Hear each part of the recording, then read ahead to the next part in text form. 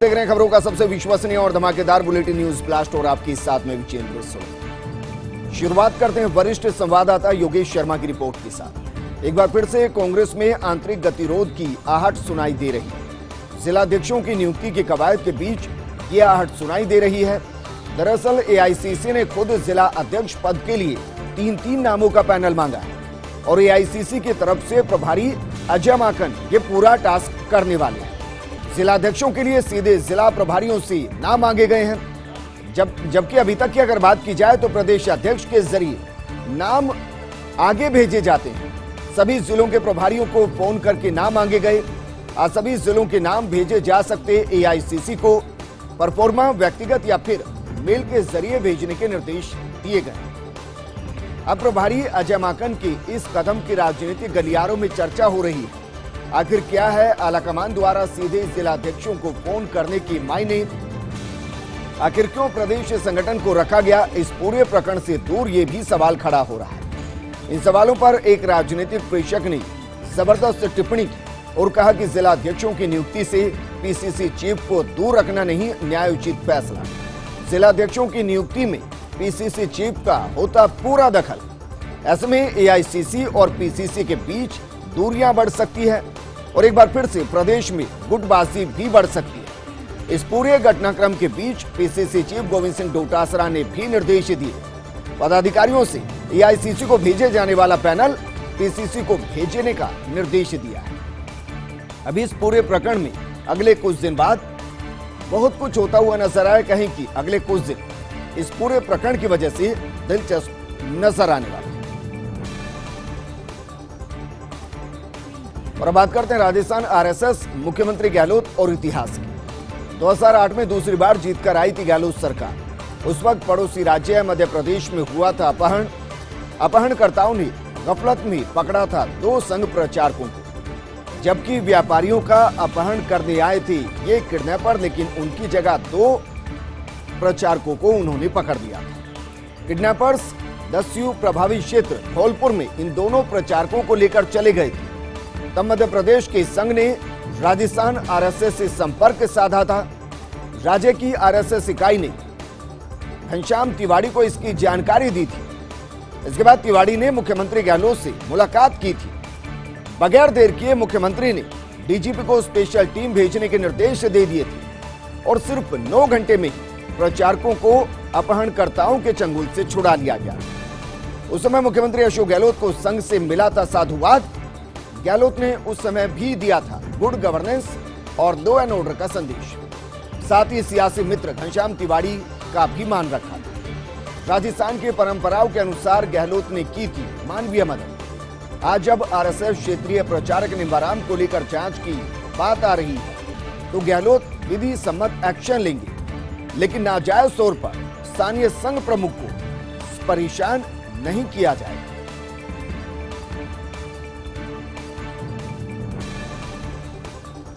और बात करते हैं जलदाय मंत्री बीडी कल्ला के इंटरव्यू की। दरअसल फर्स्ट इंडिया से खास बातचीत में बीडी कल्ला ने कहा कि दूदू में ठेकेदार और ठेके की फिक्सिंग मामले पर बयान देते हुए उन्होंने कहा कि विभाग में कोई भी गड़बड़ी नहीं होने दी जाएगी। एसीएस सुधांश पंत को जांच के आदेश दिए गए हैं। किसी भी दोषी को बख्शा नहीं जाएगा। जल जीवन मिशन प्रोजेक्ट पर बोली कल्ला और कहा कि हम तय लक्ष्य के अनुसार काम कर रहे हैं। और इस तरीके से फर्स्ट इंडिया से जब उन्होंने बातचीत की तो दूदू में ठेके के फिक्सिंग का मामला उठा और इस पर कल्ला ने कहा कि विभाग में किसी भी तरीके की कोई गड़बड़ी नहीं होने दी जाएगी। इसलिए सुधांश पंत को जांच के आदेश दिए। किसी भी दोषी को नहीं बख्शा जाएगा। जल जीवन मिशन प्रोजेक्ट पर बोली कल्ला कही हम तय लक्ष्य के अनुसार काम कर रहे हैं। वहीं अनदेखी से नाराज आधा दर्जन नेता पहुंचे दिल्ली। सोनिया गांधी को लिखी थी प्रदेश के 15 नेताओं ने चिट्ठी। मनीष यादव और सुभाष मेल समेत प्रमुख नेता दिल्ली पहुंचे हैं। प्रभारी अजय माकन से मुलाकात कर अपना पक्ष रख सकते हैं। इस दौरान बसपा और निर्दलीय विधायकों को सरकार में अहमियत मिलने से ये नेता नाराज हो गए। सोनिया को चिट्ठी लिखने वाले अधिकांश नेता लड़ चुके हैं कांग्रेस के टिकट पर चुनाव, लेकिन वो जीत नहीं पाए थे। उनकी सीट पर या तो उस दौर में बसपा जीत गई या निर्दलीय जीत गए। और अब वो ये कह रहे हैं कि क्योंकि बसपा से कांग्रेस में आए 6 विधायक और निर्दलीय कांग्रेस को समर्थन दे रहे हैं और ऐसे में उनकी तो सुनी जा रही है, लेकिन जो कांग्रेस के हाथ के निशान के साथ 2018 के चुनाव में चुनाव लड़े उनकी नहीं सुनी जा रही, कार्यकर्ताओं की नहीं सुनी जा रही और उन विधानसभा क्षेत्रों में कांग्रेस की सरकार में ही कांग्रेस कार्यकर्ताओं को दरकिनार किया जा रहा है। ऐसा एक लेटर बाकायदा सोनिया गांधी को लिखा गया था जिसमें तमाम नेताओं के हस्ताक्षर थे, लगभग 15 नेता उसमें शामिल थे और अब वो दिल्ली पहुंचे हैं अजय माकन से मुलाकात कर यही बात अपनी उनको भी कह सके। निलंबित ग्रेटर मेयर सोनिया गुर्जर प्रकरण की बात करते हैं। प्रकरण को लेकर सुप्रीम कोर्ट जाएगी बीजेपी। पूर्व मंत्री अरुण चतुर्वेदी ने जानकारी दी और कहा कि एसएलपी दायर करने की रणनीति बनाई है। राजाराम गिरफ्तारी प्रकरण को लेकर भी प्रेस वार्ता की गई। राजेंद्र राठौड़ और अरुण चतुर्वेदी की प्रेस वार्ता हुई और इस दौरान कहा गया कि सरकारी एजेंसियों का बेजा इस्तेमाल हो रहा है। ये पहली बार नहीं, कांग्रेस सरकार की ये फितरत है। एसीबी एसओजी का इस्तेमाल सरकार कर रही है। राजनीतिक प्रतिशोध के अलावा कुछ नहीं एफआईआर के अंदर। देश निर्माण के लिए काम कर रहा आरएसएस। वैश्विक महामारी में भी लाखों स्वयंसेवकों ने जनसेवा की। दिल्ली में बैठे आकाओं को खुश करने के लिए ऐसे संगठन पर प्रहार किया गया। हम सदन से सड़क तक अन्याय के विरोध में बिगुल बजाते हैं। पहला मौका है जब एसीबी ने प्रारंभिक जांच को एफआईआर में तब्दील किया, जिसमें कोई परिवादी नहीं, कोई शिकायतकर्ता नहीं, किसी प्रकार का लेन देन नहीं हुआ, न ही कोई प्रमाणिक आधार मिला। कूट रचित ऑडियो वीडियो के आधार पर इस तरीके का प्रयास किया गया। तो बीजेपी इस पूरे मामले के अंदर प्रेस वार्ता करती नजर आई और इसकी जिम्मेदारी संभाली अरुण चतुर्वेदी और राजेंद्र राठौड़ ने, जिन्होंने इस पूरे मामले को साजिश करार दिया और कहा कि साजिश के जरिए छवि खराब करने की कोशिश की जा रही है।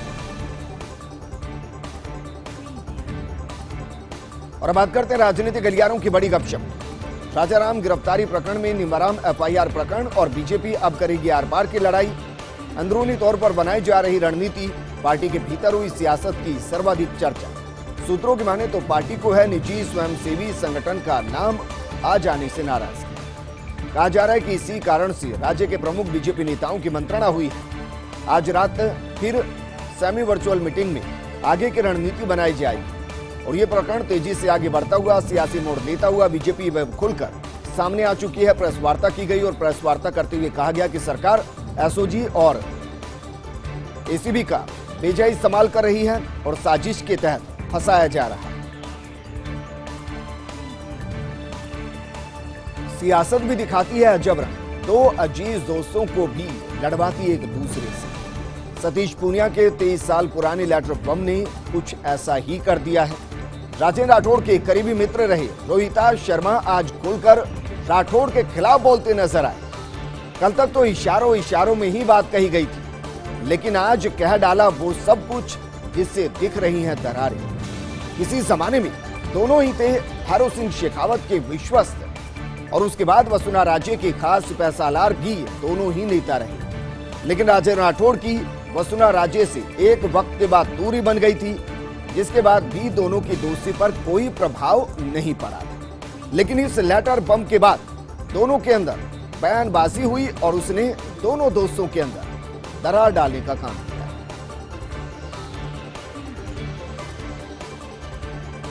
और बात करते हैं बीजेपी प्रदेश अध्यक्ष सतीश पूनिया के दिल्ली दौरे की। आज दोपहर फ्लाइट से दिल्ली पहुंचे सतीश पूनिया राष्ट्रीय अध्यक्ष जेपी नड्डा से मुलाकात करेंगे। प्रदेश प्रभारी अरुण सिंह से भी मुलाकात करेंगे पूनिया। केंद्रीय मंत्री गजेंद्र सिंह शेखावत से भी मंत्रणा करेंगी। राजाराम गिरफ्तारी प्रकरण में दोनों को रिपोर्ट सौंपेंगे। रिपोर्ट सौंपने के बाद आलाकमान अगला कदम उठाएगा और जाहिर है जो निर्देश वहां से दिए जाएंगे उसी के हिसाब से प्रदेश बीजेपी भी आगे काम करती हुई नजर आई।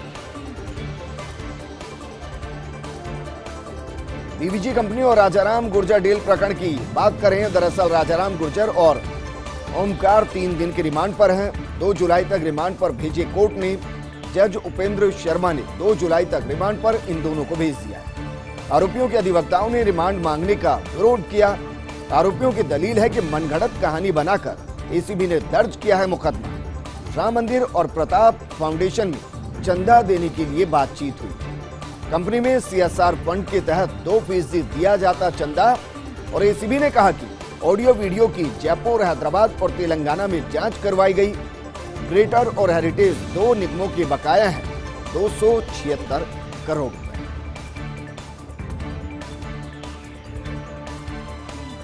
जुलाई में गैस बढ़ाएगी रसोई में गर्मी। कोरोना संकट के दौर में रसोई का बिगड़ सकता है बजट।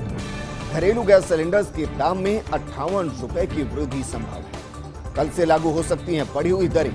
वहीं अगर बात करें कमर्शियल सिलेंडर की यानी कि वाणिज्यिक सिलेंडर की, उसमें 87 रुपए तक की वृद्धि हो सकती है। गैस कंपनियों का प्राइस ट्रेड कर रहा बढ़ी हुई दरों की तरफ इशारा। वहीं गैस डिस्ट्रीब्यूटर एसोसिएशन के महासचिव कार्तिकेय गौड़ ने भी प्राइस ट्रेंड की पुष्टि की है।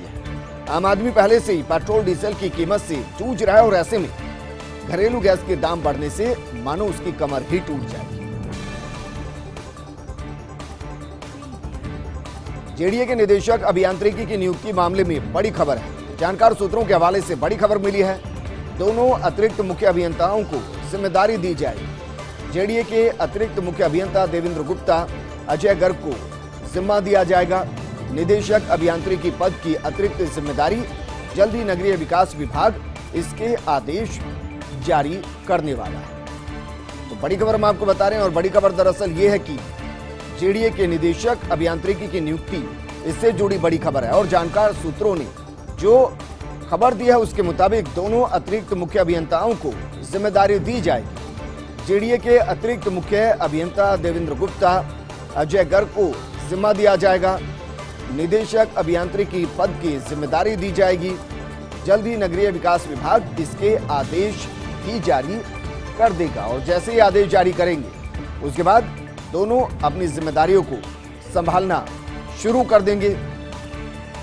तो बड़ी खबर हम आपको बता रहे हैं और बड़ी खबर दरअसल यही है कि जेडीए के निदेशक अभियांत्रिकी की नियुक्ति और दोनों अतिरिक्त मुख्य अभियंताओं को जिम्मेदारी दी गई है।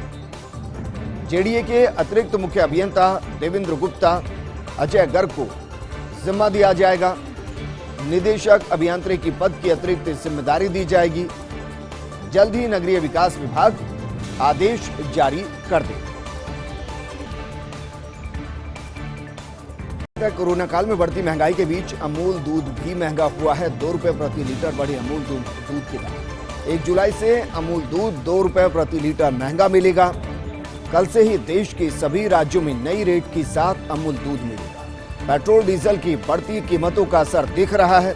अमूल के सभी milk product, Amul gold, Amul शक्ति, अमूल ताजा, Amul T special, Amul slim and trim में 2 रुपए प्रति लीटर के हिसाब से बढ़ोतरी की गई है।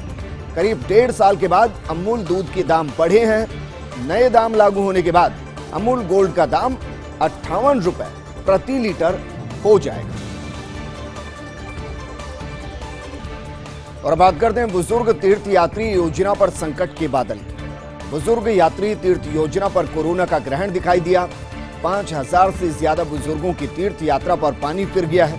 सहायक आयुक्त ने योजना की वस्तुस्थिति की फाइल भेजी आयुक्त को। योजना के तहत 5000 से ज्यादा लोगों ने करवा लिया था रजिस्ट्रेशन और योजना को लेकर सहायक आयुक्त ने मांगे दिशा निर्देश। कोरोना काल समाप्त होने के बाद शुरू हो पाएगी अब ये योजना, लेकिन योजना के लिए आर्थिक संसाधन जुटाना भी एक बड़ी चुनौती रहने वाला है।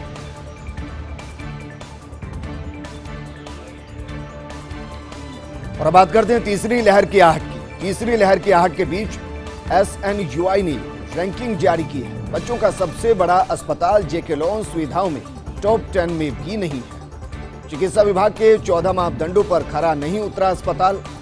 जयपुर के गणगौरी चौथे, जनाना अस्पताल चांदपोल 7वें नंबर पर, जोधपुर मेडिकल कॉलेज पहले, बीकानेर दूसरे और जनाना अस्पताल अजमेर तीसरे स्थान पर। बच्चों को स्वस्थ रखने के उद्देश्य से SNUI ये रैंक जारी करता है।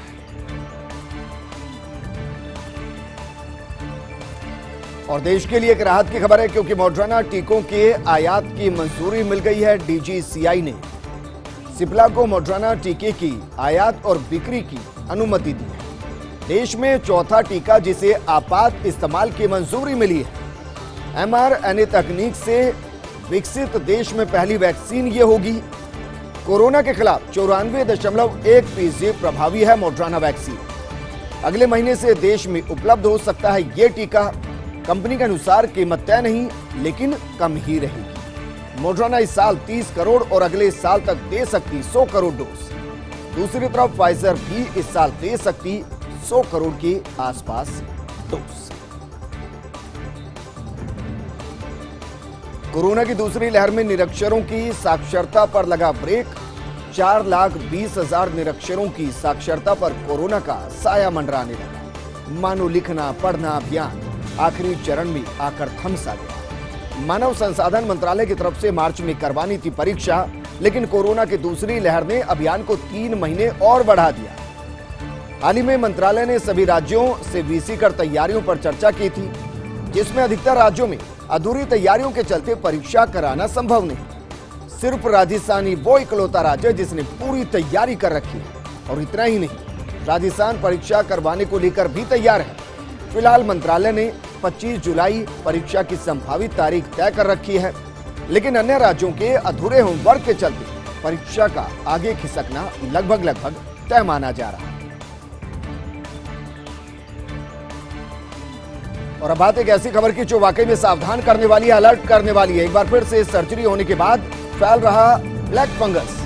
एसएमएस मेडिकल कॉलेज के म्यूकरमाइकोसिस बोर्ड की स्टडी। एसएमएस अस्पताल में अब तक 27 केस पहुंचे इस तरह की। प्रॉपर मेडिसिन नहीं लग पाने से भी फंगस बढ़ रहा है। एसएमएस में अब तक करीब 450 ब्लैक फंगस के मरीज पहुंचे। इनमें से 410 की सर्जरी हो चुकी है। ब्लैक फंगस के करीब 25 मरीज जिनके दिमाग तक पहुंचा था फंगस, उनकी मौत हो गई। ब्लैक फंगस की मुख्य दवा एम्फोटेरेसिन की उपलब्धता में अभी भी कमी बनी हुई है और ऐसे में सर्जरी के बाद दोबारा से इसका होना ये वाकई में चिंताजनक है।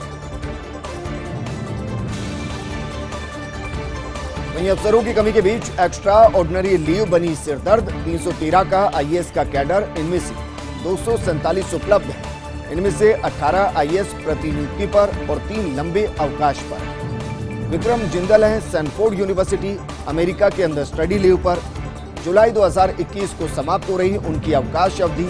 पिछले साल वो ले चुके हैं 1 साल का एक्सटेंशन। इसी तरह गौरव गोयल भी 13 अप्रैल को गए लंबे अवकाश पर। बताई जा रही उनकी 1 साल की एक्स्ट्रा ऑर्डिनरी लीव। वहीं टी शुभ मंगला करीब 1 साल से मातृत्व अवकाश पर है। इन लंबे अवकाशों से टूट रही प्रशासनिक संरचना की कड़ियां।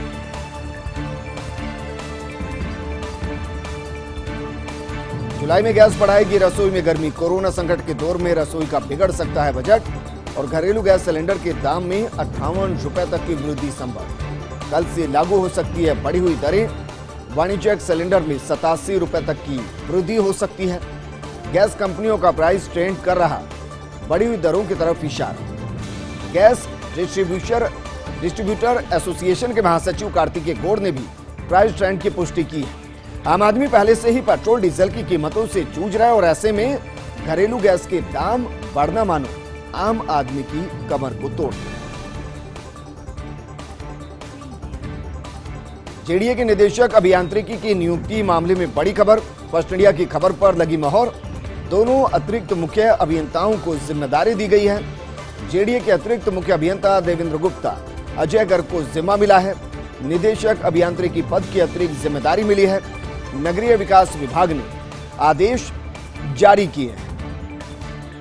तो बड़ी खबर हम आपको बता रहे हैं। फर्स्ट इंडिया की खबर पर एक बार फिर से मोहर लगती हुई दिखाई दी है। जेडीए के निदेशक अभियांत्रिकी की नियुक्ति से जुड़ी खबर हमने आपको दिखाई और उस पर मोहर लग गई है। दोनों अतिरिक्त मुख्य अभियंताओं को जिम्मेदारी मिली है।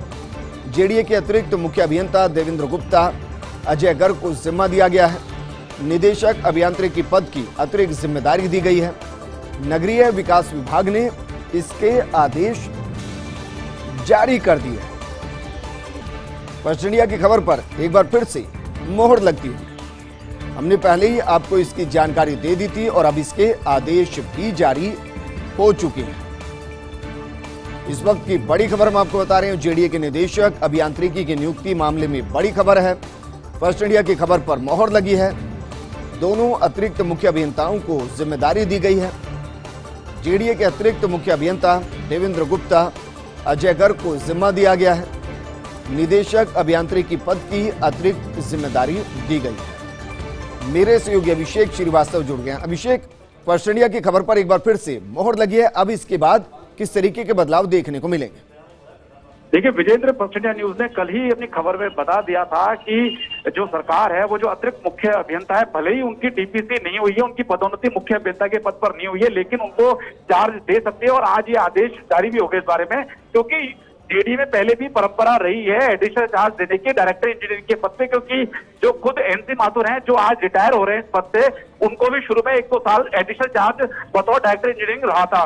तो आज ये आदेश जारी हो गए और इस आदेश जारी होने के बाद एक तरह से हम कह सकते हैं विजेंद्र कि जो जेडीए में जो अभियंताओं की जो नई पीढ़ी है, जो अगली पीढ़ी है, उसने अब जो है अभियांत्रिकी शाखा की वो कमान संभालेगी, क्योंकि ये जो दोनों है देवेंद्र गुप्ता और अजय गर्ग, ये वर्ष 1993 के जेडीए के बैच के हैं। और आज एक महत्वपूर्ण एक जो जेडीए का एक लंबा दौर है वो भी आज खत्म हो गया। वो इस लिहाज से खत्म हुआ है कि आज जो दो लोग रिटायर हुए हैं डायरेक्टर इंजीनियरिंग के पद से, वीएस हुड्डा और एनसी माथुर, ये दोनों 1982 बैच के अभियंता थे। मतलब जब जेडीए की स्थापना हुई थी तो जो पहला बैच जेडीए का आया था, ये लोग उस बैच के थे। उस बैच में 14 अभियंता थे, जिसमें से 12 अभियंता रिटायर हो चुके हैं और ये 2 अभियंता जो बचे थे वो भी आज रिटायर हो गए। तो हम कह सकते हैं कि जेडीए में एक जो लंबा दौर था एक ऐसे ही अभियंताओं का जिन्होंने जयपुर को बढ़ते हुए देखा, जिनका। जी बिल्कुल अभिषेक, शुक्रिया तमाम जानकारी हमारे साथ साझा करने की।